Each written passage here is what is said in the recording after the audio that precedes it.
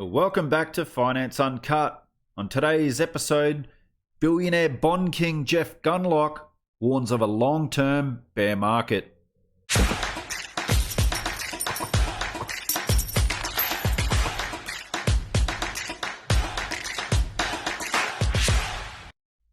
In my last video, we had billionaire investor Stan Druckenmiller that issued a warning about the US dollar losing its reserve currency status.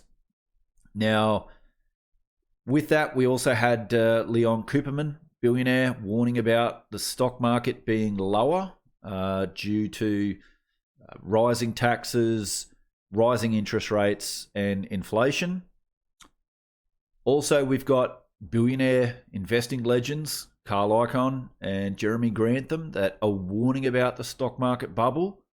Very different investors, these two, but ultimately they come to the same conclusion.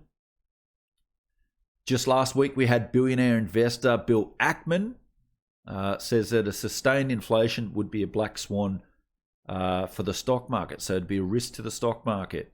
All these billionaire investors are warning of a bubble in the stock market, high valuations in the stock market, and the downside risk moving forward. And now we've got Jeff Gundlach, who's issuing 3 warnings. So in this video, I want to focus on 3 warnings that the bond king himself, billionaire Jeff Gundlach, is warning. The first one is his worry about inflation. So let's have a look at a clip where he talks with Julia LaRoche from Yahoo Finance about this. Yeah, can we talk about inflation for a bit? This is such a hot topic right now, and we hear the two sides of the debate, that it's transitory, others who say it's going to be more rampant. When are you going to start to get worried about inflation and the consequences? I think it feels to me like the market started worrying about it a little bit this week, because the CPI print of almost 0.9, I think it was 0.9 on the core and 0.8 on the headline, was the biggest miss on CPI in many years, and maybe even in my whole career. The guess was for 0.3, and it comes out at 0.8, 0.9. And that really shocked everybody. We have a model of inflation at double I that's quite helpful for a few months forward. It goes off of a couple of variables. It's been quite accurate. We knew that inflation was going to go above 3.5, but we thought it was going to be in a month or two. And so the fact that it's already leapt up to 4.2, I believe in our model that it's probably going to go higher in the next couple of months. The peak might be in July.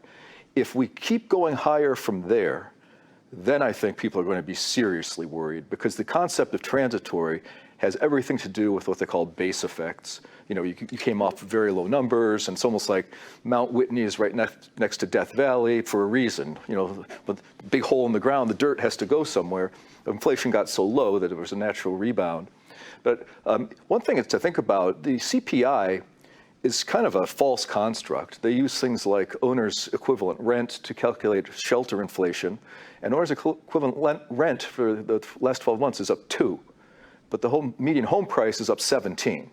So if you would replace owner equivalent rent with home prices, the inflation rate actually would have been 8% year over year. So there's reasons for people to worry about inflation. The Fed, I think, likes to talk about transitory. I think the Fed is most content when the inflation rate is higher than the bond yields all the way across the yield curve, which they've managed to accomplish. So they're trying to make people not scared about inflation by calling it transitory. But how do they know? How does anybody know whether it's transitory or not, given the unusual circumstances that we're in? Don't forget that Ben Bernanke, way back in the day, he had a completely wrong interpretation of the dire nature of the mortgage crisis. He said it was confined to subprime, and it was many, many times worse than that. So I'm not sure how they know it's transitory. When they all say the same talking point, it starts to sound like some of the mainstream media, where every single guest from either the tribe on the right or the tribe on the left has the same talking point. So you wonder if it's just a brainwashing mechanism the Fed's trying to get investors into on this transitory stuff. But I'll get worried if the inflation remains elevated through the summer. And I think the bond yields would start to test the Fed's resolve. They say there's no limit to their quantitative easing and stuff like this. We'll see, because if the rates go up, the few buyers that there are for treasuries, foreigners have been selling for years, domestics have been gently declining in their ownership. All you got's the Fed. And so with all of the debt that we have, which is, it's really, the deficit's really, the true deficit's about 20% of GDP. Absorbing those bonds, if inflation stays high, is going to be a really big problem. And if you can't absorb those bonds and the yields are allowed to rise, well, that's going to be really problematic for the valuation of the stock market, which is depending on zero short-term interest rates and suppressed long-term interest rates via quantitative easing. The Bond King's second warning is that stimulus could lead to a long-term bond bear market, which is also negative for the stock market and probably the real estate market as well. So let's have a quick listen to what he has to say about this. You kind of highlight this quandary that investors are in, and especially stock investors. They see that there's a lot of problems. They see that there's a lot of uncertainty. They see that there's a lot that we don't know. But the direction of the market, particularly in the U.S., has been very certain. It's been upward. Another all-time high hit yesterday on the S&P 500. And it's not just a small group of stocks doing the work. The breadth has expanded within the S&P 500. What do you say to investors who might agree with your assessment? The music has to end at some point. We just don't know when. And timing is really difficult because you could miss out on a lot of gains if you are too early on thinking, the music is going to stop. Well, you're right, but it's your initial comment, though, I'd like to expand upon. You said especially in the United States. It's not really the United States outperforming anymore. In fact, that hasn't happened for quite some time. The United States market had remarkable outperformance, really historically unprecedented almost, for the 10 years into about 2018 or 2020, where it outperformed foreign markets by hundreds of percentage points. I mean, the United States outperformed Europe and the global markets by more than double. But that stopped. A lot of people aren't aware of that. At DoubleLine, we follow the relative performance of global stock markets very carefully. And they've all done about the same. I mean, this year to date, the S&P, the Dow, the NASDAQ, they're about 10%. The Canadian stock market is up about 10%. A lot of stock markets are up about that same amount, and that's been the case. In fact, the United States stock market is very overvalued on virtually every metric that you look at versus foreign stock markets. One thing we like to look at is Dr. Shiller's CAPE ratio, cyclically adjusted PE ratio of stocks. And it's really off the charts, just as are almost all metrics of valuation in the U.S. stock market. Interestingly, the one thing that the U.S. stock market is not overvalued versus is the U.S. bond market.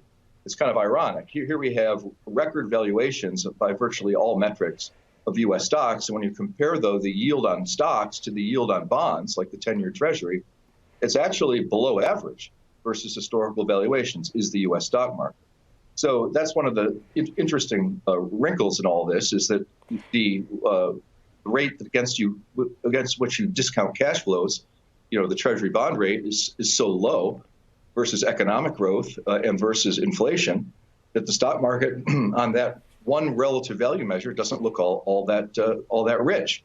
And meanwhile, the U.S. stock market is very overvalued versus, I would say, Asian equities and even at this point, European equities, which I bought European equities in an asset allocation fund for my clients a couple of weeks ago, literally for the first time to add money to European stocks in really many years. I can't even remember when the last time I did it. Before we get to the Bond King's third and final warning, let's have a look at where he sees opportunities in the market, including his overall market outlook. Well, we've had a relationship between the Fed growing its balance sheet and the value of the S&P 500 that's been in place for years now, ever since they started quantitative easing. And it's almost like a law of physics. It's like if you take the capitalization of the S&P 500 and you divide it by the Fed's balance sheet, it looks a lot like a constant.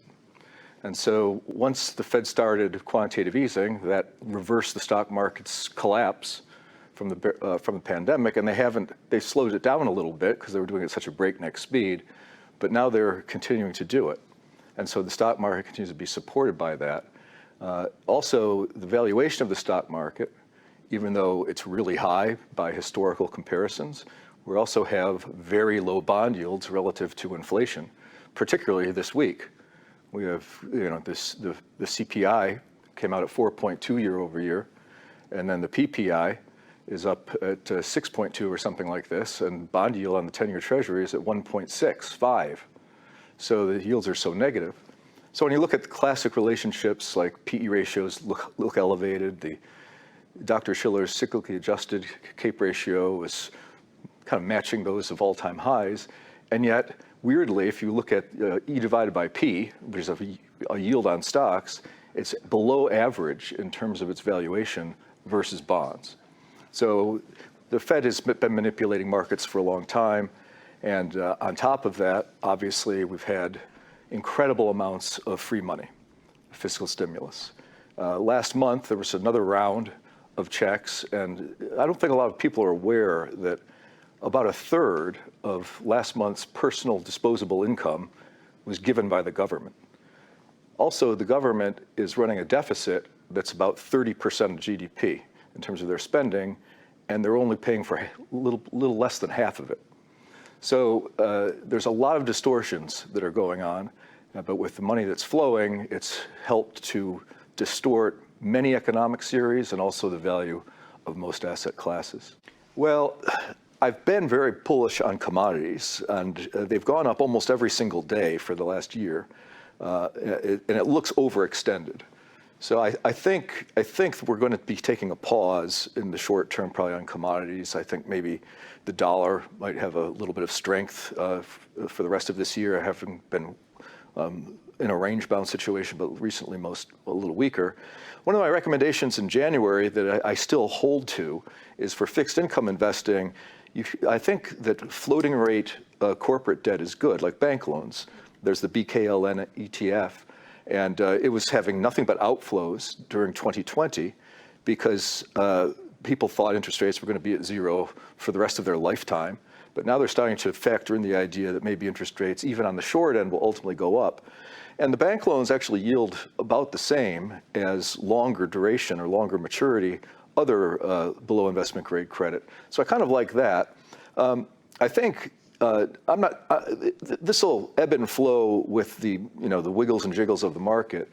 But ever since we started Double Line until about 6 weeks ago or so, we never owned any European stocks. We hated them. We didn't like their negative interest rates. We thought there were all kinds of structural problems in the Eurozone. And we actually, thanks to the valuation and thanks to our longer term dollar view, which is definitely a lower dollar. And I don't mean this year. I mean longer term view. And I think you're going to be better off in European equities. So we actually bought some. And they've performed this year exactly the same or slightly better than US stocks. That's another one of these trends that seems to be changing. Just like the NASDAQ is no longer outperforming the S&P 500, suddenly non-US stocks are not lagging anymore. They are in Japan, and in China, but not in Europe. Europe is actually slightly outperforming, and that's another sign. The thing that I think it's too early for, that I like longer term, is emerging market equity. Just the emerging markets are having significant problems with slower vaccination, with inferior healthcare systems, and really struggling. I mean, emerging markets aren't up at all. So we have basically the developed markets are doing well, and for now the emerging, and emerging will do well, but I don't think it's this year. And the Bond King's third warning is sounding the alarm on paper gold ETFs, where he talks about in this article that investors that want to buy ETFs are not entitled to the physical gold. And I know all of the viewers of this channel understand gold and silver, understand the manipulation, and even in previous interviews, Jeff talks about the manipulation in the bond market and other asset classes, where you can read between the lines. I think he's talking precious metals, that's been done. So I've said in previous videos, the only ETF that I like is the Sprott Silver ETF. Otherwise, physical, baby, all the way. So just interesting that the Bond King is issuing that alarm. Also, he is saying that gold is going much, much higher. So anyway, guys, what do you think? Are you hearing the warnings of all these billionaire investors warning about markets being severely overvalued? I've said in previous videos that the bond market is the biggest bubble I've ever seen. The bond king himself agrees with me. So there you go. There you go. I've been saying it for the last, 12 months nearly, and this bubble's just been getting bigger and bigger and bigger, especially with what the Fed has been doing, even in the corporate bond market with BlackRock. I've been saying that the bond market is an even bigger bubble than the stock market or any other market. So there you go. The bond king himself agrees with me. The bond king is now investing in European stocks, or basically international stocks. You got Jim Rogers, who's buying Japanese stocks, buying Russian stocks. So this is a warning. This is a warning for anyone who's an investor listening to these guys who have been there and done it. These guys who, some say are insiders. Some say they get to see the, how the plumbing of the system works. But anyway, what do you guys think? Love to see your thoughts and opinions in the comments below. Hit that like button. Really appreciate that. If you haven't yet subscribed to the channel, do so. Hit that notification bell so you get all my videos. Anyway, guys, take care, and I'll see you again on another episode of Finance Uncut.